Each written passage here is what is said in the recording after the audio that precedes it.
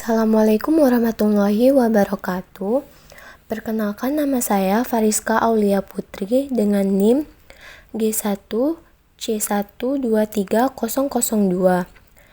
Saya dari Program Studi Psikologi Fakultas Kedokteran dan Ilmu Kesehatan Universitas Jambi.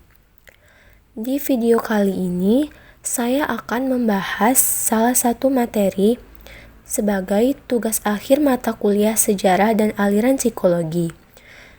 Di sini, materi yang akan saya bahas adalah psikologi refleksisme, purposif, dan behaviorisme. Baiklah, di sini saya akan mulai membahas tentang 3 bagian aliran di dalam ilmu psikologi, yaitu psikologi refleksisme, psikologi purposif, dan psikologi behaviorisme. Sebelum saya menjelaskan pandangan tokoh-tokoh psikologi dalam 3 aliran ini, saya akan menjelaskan secara garis besar terlebih dahulu mengenai ketiga aliran ilmu psikologi ini. Yang pertama yaitu ada refleksisme. Refleksisme menyatakan bahwa aktivitas perilaku tidaklah berbeda dengan refleks-refleks oleh tubuh. Karena yang menciptakan aliran ini bukan seorang psikolog, melainkan seorang ahli ilmu faal atau fisiologi dari Rusia, yaitu Ivan Pavlov. Refleksisme kemudian menjadi aliran di dalam ilmu psikologi yang tidak berdiri sendiri, melainkan menjadi bagian dari psikologi behaviorisme. Lalu yang kedua ada psikologi purposif. Psikologi purposif dapat didefinisikan sebagai aliran ilmu psikologi yang mempelajari tujuan dari suatu perilaku. Psikologi purposif juga berkaitan erat dengan psikologi sosial. Psikologi purposif mempunyai objek studi tentang insting, emosi, perilaku kelompok, dan lain sebagainya. Dan yang terakhir atau yang ketiga adalah psikologi behaviorisme. Psikologi behaviorisme menekankan bahwa semua perilaku ditentukan oleh proses pengkondisian. Aliran psikologi behaviorisme juga menurunkan paham keilmuan yang dianut oleh Pavlov. Jadi, paham behaviorisme juga mempelajari tentang refleks-refleks manusia. Yang dimaksud dengan proses pengkondisian atau conditioning process. Conditioning process ini terjadi dengan adanya interaksi dengan lingkungan sekitarnya. Aliran behaviorisme percaya bahwa respon-respon terhadap rangsangan yang ada di lingkungan sekitar kita akan membentuk perilaku kita. Selanjutnya di sini saya akan membahas mengenai beberapa pandangan tokoh yang ada di dalam 3 aliran ini, dimulai dari aliran psikologi refleksisme dengan tokohnya yaitu Ivan Pavlov. Ivan Pavlov sebenarnya bukan merupakan seorang psikolog, melainkan ahli di bidang ilmu fisiologi atau faal dari Rusia, seperti yang sudah saya jelaskan sebelumnya. Namun, Pavlov memiliki hasil eksperimen yang berarti di bidang psikologi, terutama yang berkaitan dengan refleks. Pandangannya adalah bahwa aktivitas psikis tidaklah berbeda dengan rangkaian-rangkaian refleks. Kemudian nantinya, di dalam ilmu psikologi, kita cukup mempelajari refleks-refleksnya saja, atau dasar paham psikologi behaviorisme. Pavlov juga merupakan seseorang yang dianggap menjadi cikal bakal munculnya aliran behaviorisme. Lalu ada eksperimennya yang terpenting adalah tentang pengkondisian klasik atau classical conditioning dengan langkah-langkah sebagai berikut. Yang pertama, Pavlov menggunakan seekor anjing sebagai objek penelitiannya. Pertama, ia menggunakan daging atau stimulus tak terkondisi sama dengan rangsangan yang tidak perlu dipelajari atau bersifat alamiah kepada anjing tersebut untuk melihat respon terhadap anjing tersebut. Dan secara alami, anjing tersebut mengeluarkan air liurnya. yang berarti respon tak terkondisi yang mempunyai arti respon yang tidak perlu dipelajari atau alamiah. Lalu yang kedua, pada langkah ini Pavlov hanya menggunakan bel atau metronome atau stimulus netral dan anjing tersebut tidak mengeluarkan air liurnya. Nah, yaitu respon tak terkondisi atau alamiah. Yang ketiga, kemudian Pavlov membunyikan bel atau metronome dan daging tersebut secara bersamaan. Kemudian anjing tersebut mengeluarkan air liurnya lagi dan hal ini dilakukan secara konstan atau beberapa kali dengan cara yang sama. Lalu yang terakhir, Pavlov hanya membunyikan bel atau metronome tersebut kepada anjing tersebut dan hasilnya anjing tersebut mengeluarkan air liurnya sebagai respon atau refleks berubah menjadi terkondisi atau tidak alamiah karena anjing tersebut mengasosiasikan kehadiran lampu dengan adanya daging. Sama halnya yang biasa terjadi pada manusia, seseorang yang sedang mengalami perasaan jatuh cinta biasanya memiliki perhatian yang khusus kepada suatu objek, yaitu handphone. Bunyi handphone tadinya adalah sesuatu yang bersifat netral, tetapi karena seringnya intensitas mereka berdua melalui handphone tersebut, maka mereka perlahan mengasosiasikan bunyi telepon adalah pasti dari sang pacar, padahal belum tentu demikian. Jadi seringkali manusia juga bisa dibohongi dengan adanya rangsangan alamiah tersebut. Selain itu, hal ini juga sering terlihat dalam iklan-iklan produk dengan brand ternama. Seseorang cenderung untuk membuat respon yang sebenarnya tidak disadari olehnya, yaitu manipulasi stimulus oleh tim marketing untuk membuat konsumen tergoda membeli produknya. Eksperimen dari Pavlov di atas menjadi dasar-dasar lahirnya aliran psikologi behaviorisme secara metodologi penelitian. Kesimpulan yang didapat dari penelitian yang dilakukan Pavlov adalah bahwa tingkah laku sebenarnya tidak lain daripada rangkaian refleks berkondisi. Refleks berkondisi adalah refleks-refleks yang terjadi setelah terdapat proses conditioning, di mana refleks-refleks yang tadinya berhubungan dengan rangsang-rangsang yang tak berkondisi lama-kelamaan dihubungkan dengan rangsang yang berkondisi. Selanjutnya ada tokoh dari psikologi purposif, yaitu William McDougall. Pemikiran utama William McDougall dalam bidang psikologi lebih ditekankan kepada psikologi purposif, kadang juga disebut dengan psikologi hormik. Pemikiran McDougall sebenarnya saling tumpang tindih satu sama lain. Di satu sisi, ia ingin menjadikan psikologi ilmu yang bersifat objektif sama seperti Pavlov, yaitu hanya melihat tingkah laku yang bisa diamati saja. Namun di lain sisi, ia juga menjadi salah satu pionir di dalam studi psikologi sosial yang lebih bersifat abstrak. McDougall mengungkapkan beberapa konsepnya dalam ilmu psikologi, diantaranya adalah teori insting. Insting atau naluri ialah kecenderungan seseorang untuk bertingkah laku tertentu dalam situasi tertentu, dan perilaku atau insting ini biasanya tidak dipelajari dahulu sebelumnya, melainkan sudah merupakan pembawaan sejak lahir. Menurut McDougall, insting ini biasanya lebih jelas nampak dalam perilaku yang melibatkan emosi. Tetapi, jika ditelusuri lebih lanjut, perilaku insting ini sebenarnya bersifat kompleks, karena tidak hanya berkaitan dengan perilaku marah atau bahagia, insting seksual, makan atau minum, tetapi juga bisa terdapat di dalam perilaku pengambilan keputusan atau decision making. Lalu yang kedua ada sentimen. Menurut McDougall, sentimen adalah sistem emosi tertentu yang timbul terhadap objek-objek tertentu. Jika kita mendengar lagu tertentu dan kita merasa sedih atau terharu, maka itu adalah sentimen.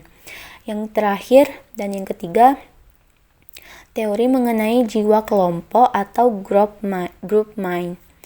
McDougall berpendapat bahwa setiap orang yang mengeluarkan semacam energi, jika dua orang atau lebih berkumpul, maka energi-energi itu akan saling berinteraksi dan terorganisir menjadi satu kekuatan baru yang mempengaruhi tingkah laku suatu kelompok. Contohnya adalah perkumpulan mahasiswa yang ingin melakukan suatu unjuk rasa. Pemikiran McDougall mengenai group mind ini justru lebih mempengaruhi psikologi sosial. McDougall dalam bukunya Sosial Psikologi mengemukakan lebih lanjut tentang konsep instingnya tersebut. Ia mengatakan bahwa emosi takut pada dasarnya adalah insting untuk melarikan diri. Emosi heran pada dasarnya adalah insting ingin tahu, dan emosi kasih sayang pada dasarnya adalah insting orang tua atau parental. Selanjutnya, tokoh dari psikologi behaviorisme. Yang pertama ada John Brodus Watson, atau yang biasa dikenal G.B. Watson, merupakan ahli psikologi pertama yang dianggap mencetuskan paham behaviorisme setelah Pavlov. Setelah Pavlov meletakkan dasar-dasar metodologinya. Psikologi behaviorisme ini sifatnya eksperimental, sangat berbeda dengan aliran psikologi lainnya seperti psikologi humanistik. Watson berpendapat bahwa metode introspeksi tidak dapat digunakan untuk menjelaskan tingkah laku yang nyata saja, seperti makan, menulis, berjalan, dan sebagainya. Atau tingkah laku yang nyata itu biasanya disebut dengan overt behavior. Watson ingin merubah paradigma di dalam ilmu psikologi yang tadinya mempelajari masalah jiwa menjadi perilaku, yang mana kemudian hal ini mempengaruhi aliran psikologi mainstream dengan cara mengkuantifikasi atau menganalisa perilaku dengan metode statistik. Selain itu, ada tingkah laku yang tidak terlihat seperti berpikir dan emosi. Hal ini disebut dengan covert behavior. Psikologi behaviorisme tidak menutup kemungkinan untuk mempelajari aspek-aspek yang tidak terlihat tersebut, seperti berpikir sejauh ia memiliki gerakan-gerakan implisit. Berpikir menurut Watson adalah tidak lain adalah bicara yang tidak nampak atau implisit.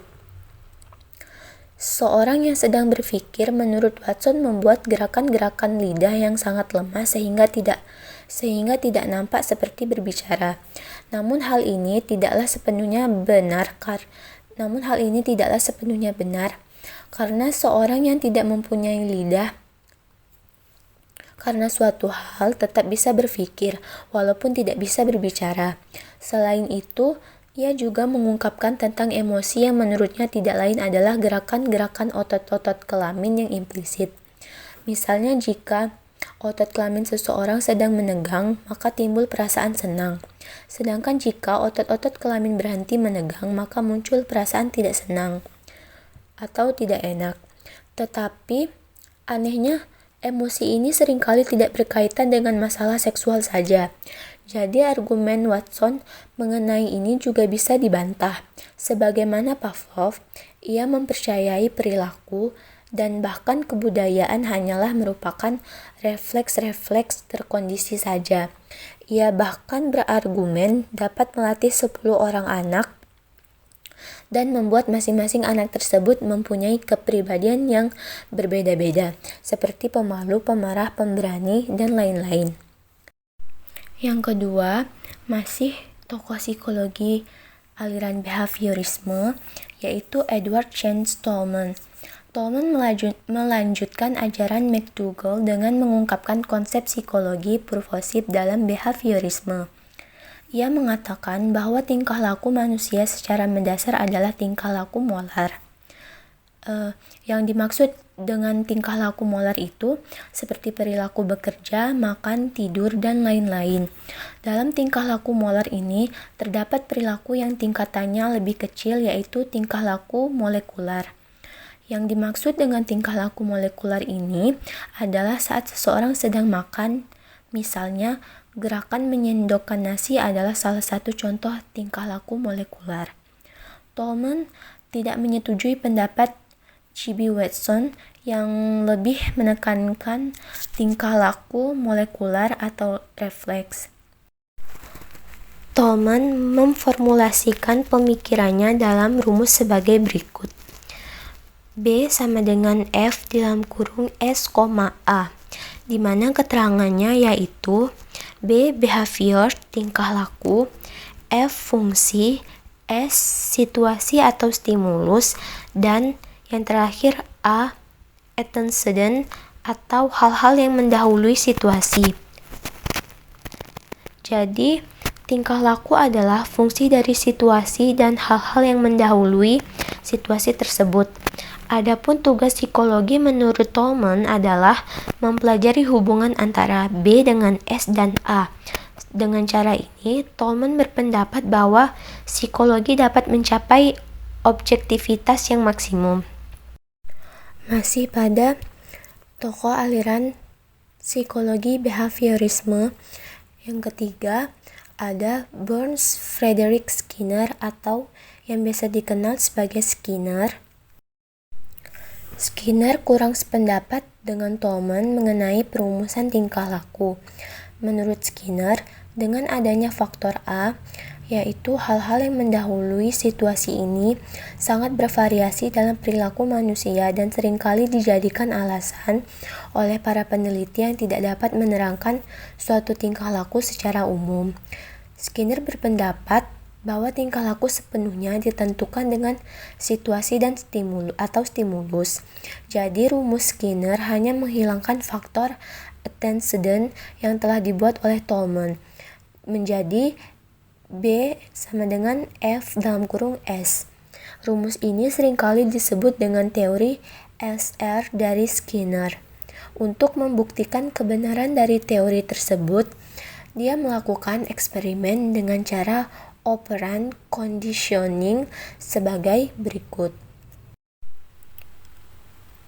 Yang pertama, Skinner memasukkan tikus ke dalam sebuah kotak yang sudah dilengkapi dengan alat-alat seperti yang pertama 2 botol, satu untuk mengeluarkan makanan dan satunya lagi untuk menonaktifkan aliran listrik. Yang kedua ada lampu yang bisa diaktifkan atau dinonaktifkan oleh Skinner. Bagian bawah kotak juga dipasang jaringan listrik yang bisa diaktifkan atau dinonaktifkan oleh Skinner sendiri. Dan terakhir ia juga memasang kotak makanan. Lalu yang kedua, tikus yang berjalan-jalan di dalam kotak tersebut secara tidak sengaja akan menekan tombol yang telah terpasang di dalamnya, dan kemudian muncullah kotak yang berisi makanan. Karena tikus tersebut tahu dengan menginjak tombol tersebut ia bisa mendapatkan makanan, maka ia melakukan hal tersebut berulang-ulang untuk mendapatkan makanan.